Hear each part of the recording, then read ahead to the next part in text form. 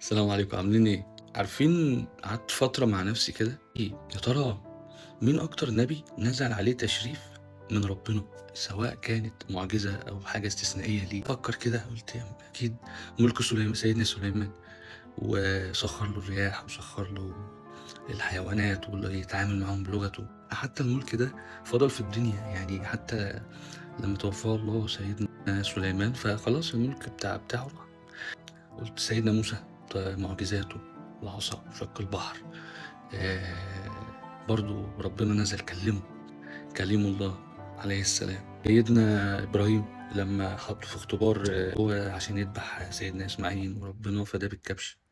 دي من الأعياد، عيد الأضحى المبارك. فده برضو تشريف، أو تشريف، بس في تشريف أكبر بكتير. مسيح عيسى ابن مريم كان في المهد، وكان بأمر الله بيحيي الطير، وبأمر الله بيشفي المرضى. كل ده كان بأمر الله، وكان تشريف. برضو مش تشريف، ما هو انتهى لما اترفع للسماء، فهو الموضوع انتهى برضو. حتى يعني مش في الموضوع. عرفت احنا ليه مطالبين اللي انت تصلي على النبي كتير كتير كتير كتير كتير كتير. اللهم صل وسلم وبارك على سيدنا محمد. اللهم صل وسلم وبارك على سيدنا محمد. ليه بقى؟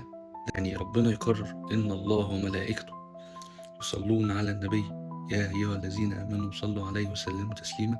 دي جايه بقى بعد ايه الموقف بقى اللي جاب الموضوع ده؟ هقول لك انا. الرسول عليه الصلاه والسلام في اخر المعراج، ولما شاف الرسول على طول قبل ما يشوف حتى دي، ما يعني جاله اليقين وفهم الدنيا هتبقى ماشيه ازاي.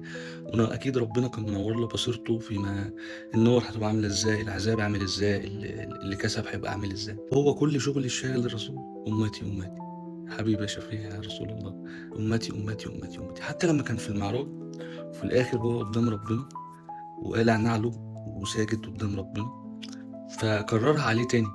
الرسول كررها على ربنا.